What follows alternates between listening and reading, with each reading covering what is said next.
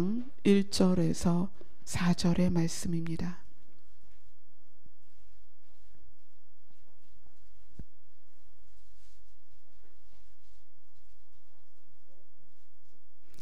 데살로니가전서 2장 1절부터 4절까지 말씀 같이 읽도록 하겠습니다. 시작. 형제들아, 우리가 너희 가운데 들어간 것이 헛되지 않은 줄을 너희가 친히 아나니, 너희가 아는 바와 같이 우리가 먼저 빌립보에서 고난과 능욕을 당하였으나 우리 하나님을 힘입어 많은 싸움 중에 하나님의 복음을 너희에게 전하였노라. 우리의 권면은 간사함이나 부정에서 난 것이 아니요 속임수로 하는 것도 아니라 오직 하나님께 옳게 여기심을 입어 복음을 위탁받았으니, 우리가 이와 같이 말함은 사람을 기쁘게 하려 함이 아니요 오직 우리 마음을 감찰하시는 하나님을 기쁘시게 하려 함이라. 아멘. 복음을 위탁받은 자라는 제목으로 함께 말씀을 나누도록 하겠습니다. 아까 찬양하고 기도를 하면서 그렇게 고백을 했어요. 우리를 받아주소서. 너무나 부족하고 연약하고 죄악되고 그런 우리가 주님 앞에 나왔습니다. 받아주소서. 그렇게 기도를 하는데 그런 마음을 주세요. 하나님과의 관계의 시작. 오늘 말씀은 복음을 위탁받은 자에 대한 것을 나눌 건데, 복음을 위탁받기 위해서 하나님과의 관계의 시작점은 무엇이냐면 내가 얼마나 정결하고 깨끗하냐가 아니고, 하나님과의 관계의 시작점은 그분이 우리를 사랑한다는 거예요. 그걸 아는 것, 거기서부터 시작이에요. 제가 우리 아까 받아주소서라는 기도를 합시다, 그렇게 기도를 시작을 했는데, 하나님 저를 받아주세요. 아시잖아요. 저 연약하고 부족한 거 주님 아시잖아요. 받아주세요. 근데 하나님께서 네가 퍼펙트하고 완전하기 때문에 내가 너를 받아주는 것이 아니다. 내가 너를 사랑하는 것을 네가 알고 나오기 때문에 받아주는 것이다. 여러분, 그렇게 주님 앞에 나아가세요. 여러분 퍼펙트하게 완전하게 정결해져서 점도 흠도 물론 티도 없어야죠. 그렇게 없어야 된다라고 성경이 이야기하는데, 우리가 완결된 시점에 있는 게 아니잖아요. 과정이죠. 그럼 그 과정 안에서 우리가 기억해야 될 것은 그럼에도 불구하고 우리를 사랑하신다는 것을 우리가 알고 그분 앞에 나아갈 때, 그때 관계가 시작이 되는 거예요. 그 관계 안에서 우리가 변화되어 가고 다듬어져 가고 정결해지고 거룩해지는 거죠. 그 출발점, 내가 어떤 상황이라도 하나님께서 나를 사랑하신다, 이것을 아는 것이 너무나 중요해요. 자, 오늘 말씀을 봅니다. 4절에 보면 복음을 위탁받았다라고 이야기를 해요. 복음을 위탁받은 자. 여기에서는 바울과 실로아노와 디모데가 데살로니가 교인들에게 편지를 하면서 우리는 복음을 위탁받았다, 이렇게 이야기를 하고 있습니다. 그러면 이 시대에 지금 우리 여기에 앉아 계신 분들은 누구냐면 동일하게 복음을 위탁받은 자들입니다. 예수 그리스도가 복음이죠. 그 복음을 우리 안에 주셨고요. 찾아와 주셨습니다. 우리 안에 예수 그리스도의 편지가 들어와 버렸어요. 그래서 우리가 그것을 소유했습니다. 근데 뭐라고 말씀하시냐면 그 편지를 누구에게 그대로 전해서 그 편지대로 살게 해라. 그것이 뭐다? 제자를 삼는 거다. 너희는 다 나가서 그렇게 살아라. 우리가 전부 복음을 위탁받은 자들입니다. 그러면 성경에서 누가 복음을 위탁받는가? 누가? 4절에 보면 복음을 위탁받는 자의 조건이 있습니다. 4절 같이 읽습니다. 시작. 오직 하나님께 옳게 여기심을 입어. 네. 하나님께 옳게 여기심을 입은 사람이 복음을 위탁받습니다. 이건 무슨 얘기냐면 하나님께 인정받는 것. 하나님께 인정받는 것. 자, 그러면 이제 질문이 생기죠. 기도를 얼만큼 해야 됩니까? 기도를 하루에 몇 시간 해야 됩니까? 성경을 하루에 몇 장 읽을까요? 1년에 성경을 몇 번 통독해야 됩니까? 1년에 성경을 몇 번 써야 됩니까? 헌금을 얼마나 해야 될까요? 교회에서는 무슨 부서를 맡아야 될까요? 굉장히 많은 것을 우리가 생각하게 됩니다. 그러나 하나님께서 옳다라고 여겨주심이 우리가 아까 하나님과의 관계의 스타트가 뭐다? 하나님이 우리를 사랑하신다. 하나님께서 우리를 사랑하신다. 그리고 그 사랑 안에 우리가 들어갔을 때 무엇을 발견하게 되냐면 그 사랑 안에서 우리가 이끌려지는 사람이라는 것을 깨닫게 돼요. 지금 내가 비록 이렇게도 못하고 저렇게도 못하고 내가 비록 어둠 가운데 있고 연약하지만 그럼에도 불구하고 나를 주님께서 이끌어 가신다라는 것이 믿어지기 시작하면 그래서 무엇을 알게 되냐면 그분의 마음을 알게 되는 거예요. 우리가 자녀들을 바라보면서 자녀들이 태어났을 때 아무것도 스스로 할 수 없잖아요.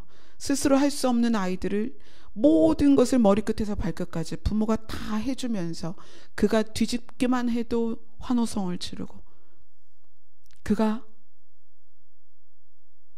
누워있다가 일어나 앉기만 해도 얼마나 좋아요.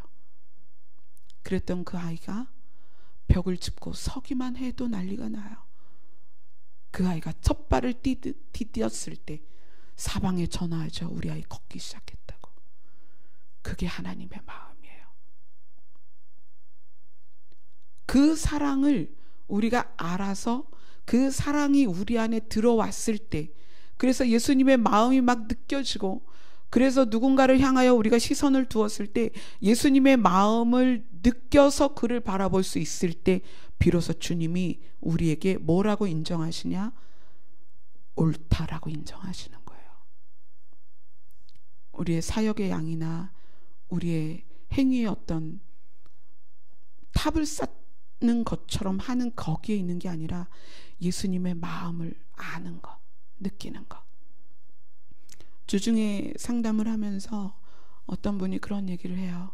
아들이 하나가 있는데 이 아들이 초등학교 때부터 목회자가 되기를 소원을 했다고 합니다.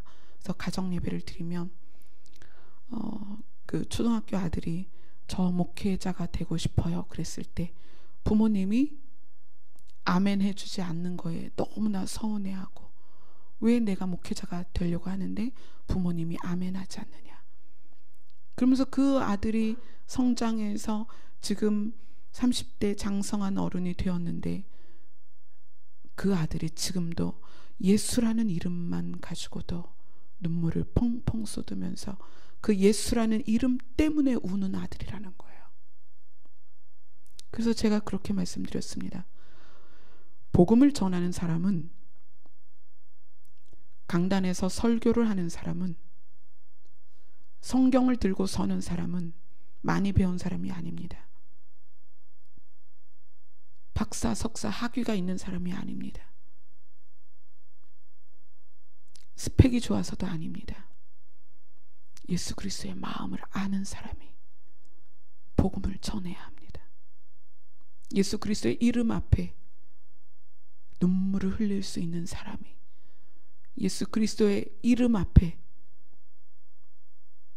나의 모든 마음을 쏟아놓을 수 있는 사람이 또 그 예수라는 이름만 불러도 가슴이 벅차고 눈물이 쏟아지는 그런 사람이 성경을 들고 여러분들에게 설교를 할 수 있는 것입니다.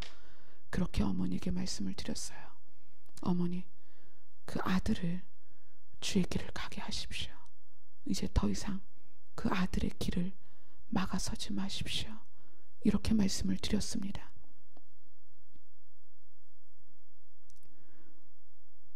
여러분이 보고 있는 저도 마찬가지입니다. 제가 많이 배운 것도 없고 스펙도 없고 집안이 좋은 것도 아니고 든든한 백도 없습니다. 그러나 제가 여러분 앞에 설 때마다 예수 그리스도 그 이름 안에 있는 눈물과 사랑과 아픔과 그 외로움과 그 예수 그리스도의 처절한 부르짖음, 그걸 알기 때문에 제가 여러분 앞에 서는 거예요.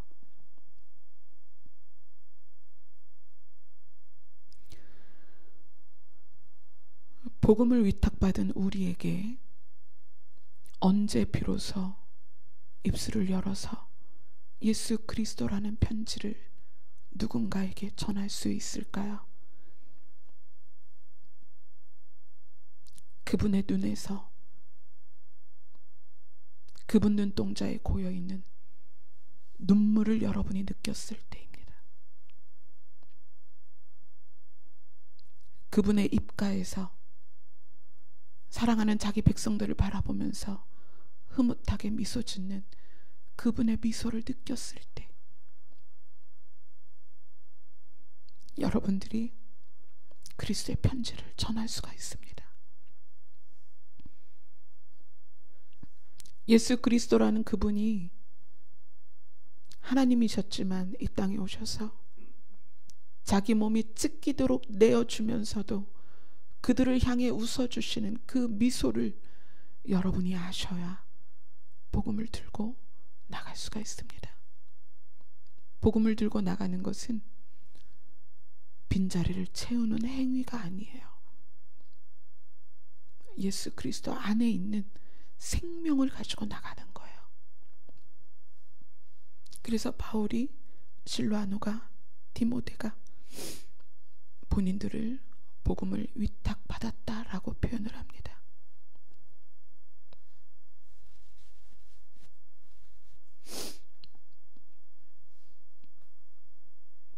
그래서 제가 여러분들에게 전도하십시오 라는 말을 하지 않습니다. 왜 그럴까요? 전도는 사람을 여기에 끌어오는 게 아니에요.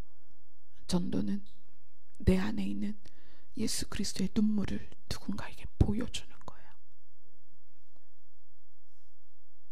복음을 전하는 것은 예수 그리스도 안에 있는 그 생명을 우리가 보여주는 거예요.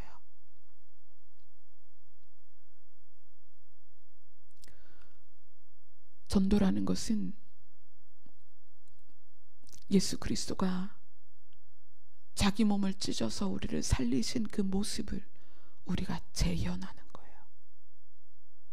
그게 복음을 위탁받은 자의 삶이고 그 복음을 전하는 행위입니다.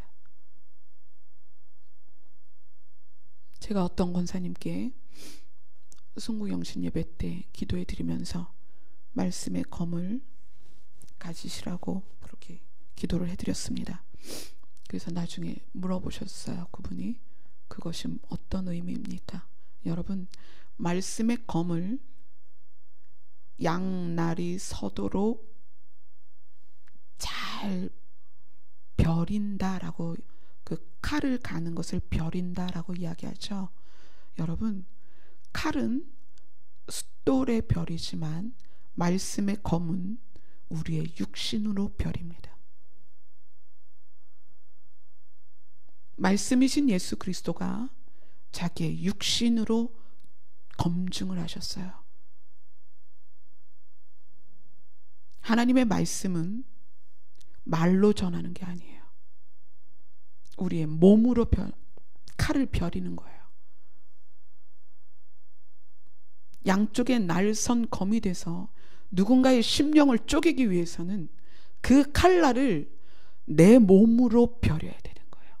내가 비어가면서, 내 몸이 달아가면서, 그게 말씀의 검을 벼리는 것입니다. 복음이 무엇입니까? 그렇게 내 몸으로 벼려진 칼을 전하는 것입니다. 무슨 얘기예요? 말씀을 살아내지 않으면 능력이 없습니다. 말씀대로 살지 않으면 복음의 능력이 전달이 되지 않아요. 물론 맛있는 거 사줘서 그 집에 가서 일을 도와주고 그렇게 해서 이 자리에 채울 수는 있겠죠. 그러나 말씀의 능력은 그렇게 전달되는 것이 아닙니다. 말씀의 칼은 내 몸으로, 내 생명으로 벼리는 거예요. 그래서 양쪽 날이 서게 되는 겁니다.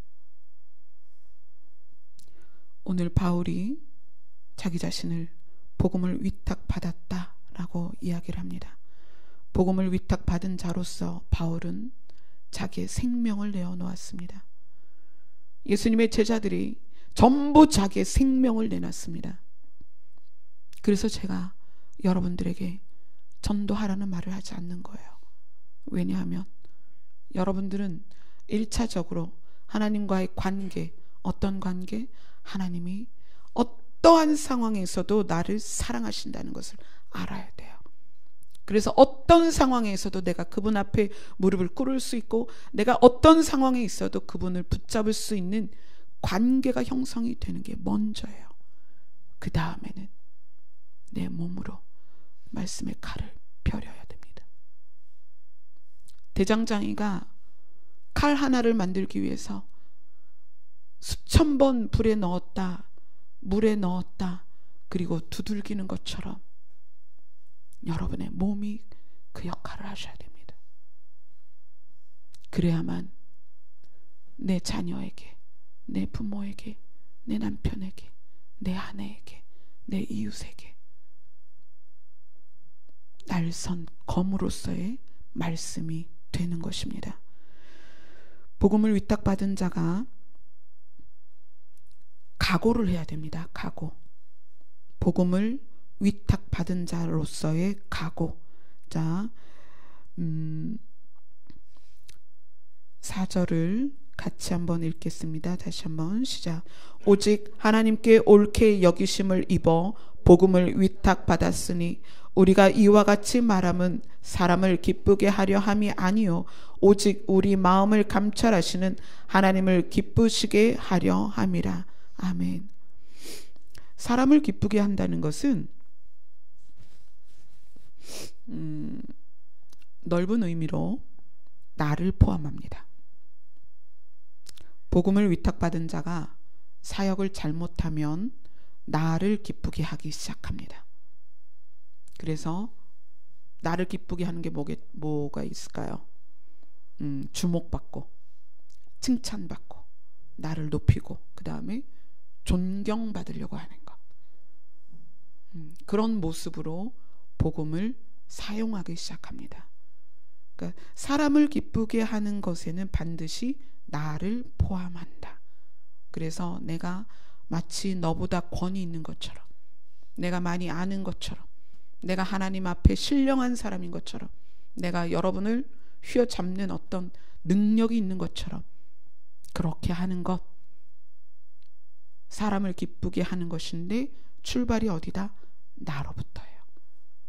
그리고 거기에 아첨하는 말, 또 사람의 비위를 맞추는 말, 또 시대의 트렌드를 쫓아가는 말을 섞게 되면 사람을 기쁘게 하는 말을 하는 말씀을 위탁받은 자가 되겠죠. 그런데 바울이 그렇게 얘기합니다. 오직 우리 마음을 감찰하시는 하나님을 기쁘시게 하려 함이라. 하나님을 기쁘시게 하는 것에는 나를 제외해야 합니다. 말씀을 위탁받은 자들은요, 나를 기쁘게 할 수 없어요. 나를 위해 살지 않는다는 거예요. 말씀을 내 몸으로 벼리면 내 몸이 상합니다. 정말 말씀을 위탁받은 자들은 내 몸이 상합니다. 그럼에도 불구하고 하나님을 기쁘시게 하기 위해서 나를 제외시키는 거예요. 내가 포함되면 이미 나는 사람을 기쁘게 하는 자예요. 나를 제외하고. 그래서 어떻게? 하나님이 영광을 받으시죠. 그래서 사람을 기쁘게 하지 않고 하나님을 기쁘시게 하는 사역자는 반드시 겸손합니다. 반드시. 절대적입니다. 제가 목사님께 그런 말씀을 드렸어요. 사역자가 교만해지기 시작하는 스타트, 어떤 일을 하면서 이런 거예요. 뭐 예를 들어서 음식물 쓰레기통이 밖에 있어요. 그럼 제가 지나가다 봤습니다. 그럼 들고 들어와서 닦아서 딱 놓죠. 어느 날 제가 그 음식물 쓰레기통을 닦으면서 요즘 겨울은 좀 괜찮아요. 여러분 음식물 쓰레기통 닦아보셨지만 여름에 그거 한번 닦아보세요. 정말 뚫린 구멍은 다 막고 싶어요. 그 여름에 하룻밤 지나서 아침에 수거하고 남은 그 쓰레기통을 들고 들어와서 닦으려면 정말 콧구멍을 뭘로 막고 싶어요. 그런데 제가 만약에 그걸 닦으면서 우리 교회 사람이 그렇게 없어? 내가 꼭 이거 해야 돼? 라고 얘기한다면 저는 이제 끝이에요. 그래서 제가 목사님한테 그런 얘기를 했어요. 사역자는 그런 마음이 들어오면 끝입니다. 마음을 감찰하세요. 그런 말을 한다는 것 자체가, 그런 생각을 갖게 되는 것 자체가 화장실에 쓰레기통을 비우고 또 음식물 쓰레기통을 닦으면서 여전히 아무렇지 않아야 되는데, 아니 지금 성도가 몇 명인데 내가 이거래? 이런 마음을 갖게 된다면 이미 사역이 나에게 집중된, 나를 기쁘게 하는 선에 들어와 버린 거예요. 그래서 내가 어떻게 생각하고 있는가, 이것이 굉장히 중요하죠. 제가 지난번에도 말씀드렸죠. 제가 송구영신 예배 끝나고 여기에 앉아 계셨던 모든 분들 다 기도를 해드리고 남은 분들과 교육관에서 새벽까지 시간을 보내고 그리고 내려가면서 파하면서 너무 기분이 좋았어요.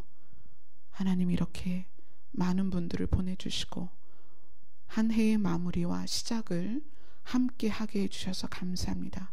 그러면서 전 나름대로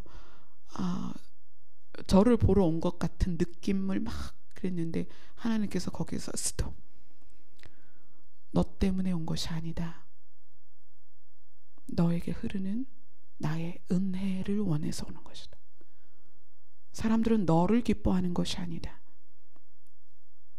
너를 통하여 흐르는 나의 은혜를 기뻐하는 것이다. 그렇게 말씀하셨어요.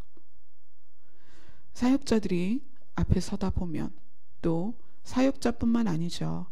여러분들은 다 교회 안에서 무엇인가 맡아서 하고 있습니다. 그 일들을 하게 되면 앞에 부득불 서야 할 때가 있고 많은 사람들의 대표가 돼야 할 때가 있고 많은 사람들을 인솔해야 할 때가 있습니다. 그러할 때 반드시 기억하세요. 우리에게는 내가 아니라 하나님의 은혜만 흘러야 돼요. 그래서 그 은혜가 공동체에게 흘러갈 때 그 공동체 안에 하나님의 은혜가 가득해서 아름다운 공동체가 되는 거예요. 우리는 모두가 그렇게 복음을 위탁받은 사역자들입니다. 아멘. 자, 복음을 위탁받은 사역자로서 본을 보이는 사도로서 바울이 내용들을 이제 설명을 하고 있는데 그게 우리가 오늘 읽은 본문 이후에 나와요. 복음을 위탁받은 자로서의 본을 보이는 내용들을 구체적으로 한번 보겠습니다. 5절입니다. 같이 읽겠습니다. 시작. 너희도 알거니와 우리가 아무 때에도 아첨하는 말이나 탐심의 탈을 쓰지 아니한 것을 하나님이 증언하시느니라. 자, 복음을 위탁받은 자로서 여러분 모두 해당되는 이야기예요. 첫 번째는 아첨하는 말을 하지 말아야 된다. 아첨하는 말을 하는 이유는 뭘까요? 아첨하는 말을 하는 이유는 상대를 기분 좋게 해서 내가 원하는 걸 끄집어내는 거예요. 뭐 예를 들어서 어떤 돈 많은 장로님이 우리 교회 다니는데, 예를 들어서요. 그런 분 없죠, 우리 교회.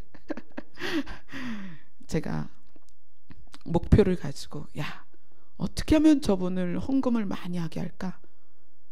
그러면 이제 말을 고르겠죠. 그래서 그분을 기분 좋게 해서 옛다 하고 헌금하게.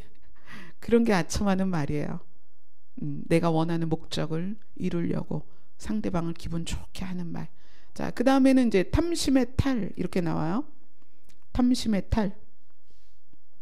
탐심의 탈은 나를 즐겁게 하는 그 어떤 것을 추구하고 탐하는 거죠. 그런데 탈이다. 탈. 위선으로 거짓으로 무엇인가를 쓰고 있는 거죠. 참 우리가 참 자유롭지가 않네요. 이런 부분들을 보면. 자, 그 다음에 6절을 한번 읽어볼까요? 6절 시작. 또한 우리는 너희에게서든지 다른 이에게서든지 사람에게서는 영광을 구하지 아니하였노라. 아멘. 사람에게서는 영광을 구하지 아니한다. 칭찬과 존경을 구하지 않는 것입니다. 칭찬을 유발하거나 나를 높여달라는 모션을 취하지 않는 거예요. 우리가 그런데 그러기 쉽지 않죠. 뭘 하고 나면 그것에 대해서 칭찬받고 싶고 인정받고 싶고 누가 한마디 안 해줄까. 저도 부교육자 생활하면서 여러 해 전도사로도 3년 있었고 또 주일학교 부장으로도 3년을 있었고 그렇게 부교육자 생활만도 6년을 했기 때문에 이 심리를 너무나 잘 알죠. 어떻게 하면 성도들에게 인정을 받을까 뭐 이런 거. 그래서 막 해놓고 누가 어떻게 말해주나 기다리고 저희가 많이 그랬습니다. 그런데 복음을 위탁받은 자로서 본을 보이는 바울이 하는 말이 사람에게서는 영광을 구하지 아니하였노라. 나는 그렇게 사역을 했다. 이야기를 하죠. 자, 그 다음에 7절입니다. 7절을 같이 읽습니다. 시작. 우리는 그리스도의 사도로서 마땅히 권위를 주장할 수 있으나 도리어 너희 가운데서 유순한 자가 되어 유모가 자기 자녀를 기름같이 하였으니. 아멘. 유모가 자기 자녀를 기름같이. 반대로 말하면 선생님이 학생을 가르치듯이. 좀 대조적인 표현인데 바울은 내가 그리스도의 사도로서 너희를 권위 있게 가르칠 수 있다는 얘기예요. 너희에게 이래라 저래라도 할 수 있다는 얘기예요. 그러나 나는 유모처럼 젖을 먹여서 자녀를 키우는 유모처럼 너희를 기른다.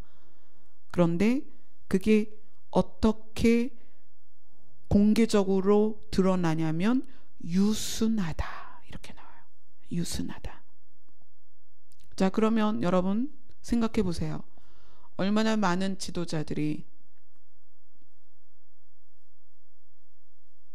말씀이라는 것을 가르친다는 이유로 비난하고 정죄하고, 저도 한때 또 그랬었고. 근데 이 부분을 보면서 우리는 점점 유순해져야 되는구나. 날이 갈수록. 여러분 그러셔야 됩니다. 이제는 한 시쯤 되는 톤에서 한 솔쯤 내려오고, 그 다음에 이제 편안하게 미쯤 내려오고, 여러분 억양도 내려와야 돼요.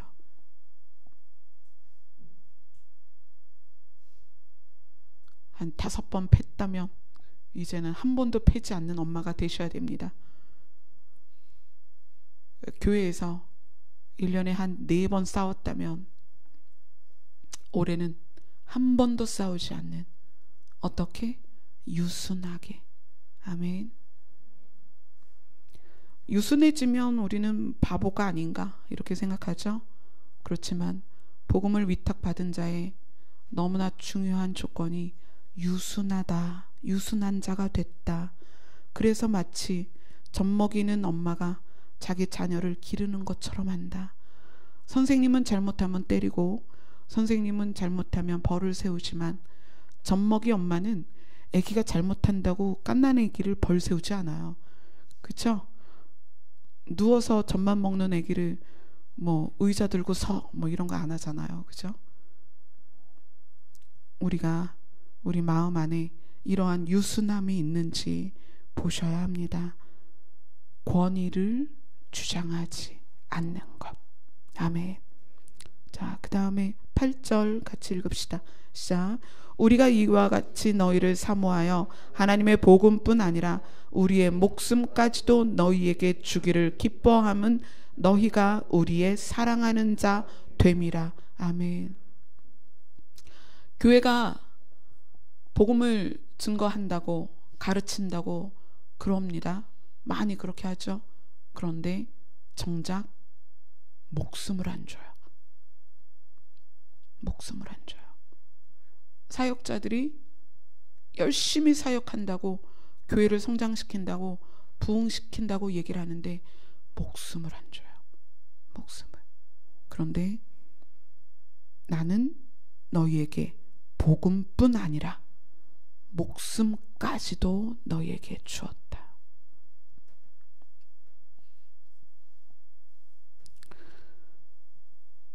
여러분의 가족을 구원하시기 위해선 여러분이 복음을 여러분의 몸으로 벼리세요.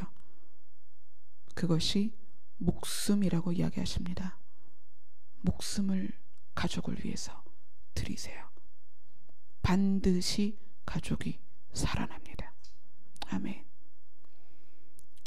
찬주가 많이 아픈 시간을 지났을 때 저에게 가장 먼저 물어본 게, 엄마 나 사랑해? 사랑하지. 그러면서 회복되거든요. 그러면서 오늘 전화 통화하는데 막 우는 거예요. 왜, 너 힘드니? 어디 아파? 오늘 무슨 일 있었어? 아니, 너무너무 재밌고 너무너무 좋아. 정말 신기한 거 많이 봤어. 여기 너무 아름다워. 근데 엄마 목소리를 들으니까 눈물이 나. 그러면서 우는 거예요. 뭘까요? 마음이 전달이 되는 거죠. 우리 큰아이가 저 여기 강대상에서 전화 받았잖아요. 엄마 나 사랑해? 사랑해. 엄마 나 사랑해? 그럼 사랑해. 엄마 나 많이 사랑해? 정말 사랑해. 네가 1000만 번 물어봐도 엄마는 너를 1000만 번 사랑해. 그렇게 통화를 했어요. 왜 그 아이들이 엄마가 사랑하는지를 자꾸 물어볼까요? 사랑하는지 알거든요. 자기들이 사랑받고 있는 걸 알거든요. 엄마가 너 사랑하지 않아 이렇게 대답할 엄마면 절대 못 물어봐요. 우리 엄마가 나 사랑하지 않는 것 같아. 엄마 나 사랑해? 못 물어보죠. 사랑하지 않아 그러면 어떡하려고. 하나님이 우리를 그렇게 사랑하십니다. 자꾸 물어보세요. 하나님 저 사랑하세요? 자꾸 물어보세요. 하나님이 1000만 번이라도 대답하십니다. 내가 너 사랑해. 저 이런데도 저 사랑하세요? 내가 너 사랑해. 자, 마지막으로 9절입니다. 9절 같이 읽겠습니다. 형제들아 우리의 수고와 애쓴 것을 너희가 기억하리니 너희 아무에게도 폐를 끼치지 아니하려고 밤낮으로 일하면서 너희에게 하나님의 복음을 전하였노라. 아멘. 복음을 위탁받은 자들은 타인에게 폐를 끼치지 말아야 합니다. 절대로. 여러분, 교회가 성도들에게 빚내서 헌금하라고 하는 거 절대 있을 수 없는 일입니다. 성도가 성도에게 물질로 피해를 주는 거 절대 있어서는 안 됩니다. 그리고 무리한 부탁, 또 어떤 누군가를 힘들게 하는 거, 그런 거 해서는 안 돼요. 폐를 끼치지 않는 것이 여러분 가족에서부터입니다. 여러분 가족에게 폐 끼치지 마세요. 여러분 할 수 있는 거 하세요. 의존하지 말고 가족들 힘들게 하지 마세요. 자발적이고 능동적인 삶을 사세요. 가족에게 폐를 끼치는 사람들이 밖에 나가면 다른 사람에게도 많이 폐를 끼칩니다. 특별히 사역자들이 성도에게 폐를 끼치는 경우가 너무 많죠. 옳지 않습니다. 10절에 보니까 우리가 너희 믿는 자들을 향하여 어떻게 거룩하고 옳고 흠 없이 행하였는지 이렇게 말하고 있거든요. 거룩하고 옳고 흠 없이 행한 것 우리가 본 거예요. 어떤 거죠? 아첨하는 말 하지 않는 거, 탐심의 탈을 쓰지 않는 거, 사람의 영광을 구하지 않는 거, 권위를 주장하지 않는 거, 목숨까지 내어주는 거, 폐를 끼치지 않는 것, 이것이 뭐다? 거룩하고 옳고 흠이 없는 행위였다. 이상하지 않아요? 복음을 맡은 자가 뭔가 기적을 일으켜야 될 것 같고, 기도는 하루에 한 4시간 해야 될 것 같고, 1년에 한 번은 금식을 해야 될 것 같고, 40일 작정기도 해야 될 것 같고, 복음을 위탁받은 자가 그렇게 해야 될 것 같죠. 그러나 바울이 말하는 복음을 위탁받은 자로서 거룩하고 옳고 흠없이 행하였다라고 나열한 내용들은 전혀 다른 것들입니다. 뭐예요? 성품에 관련된 내용들이에요.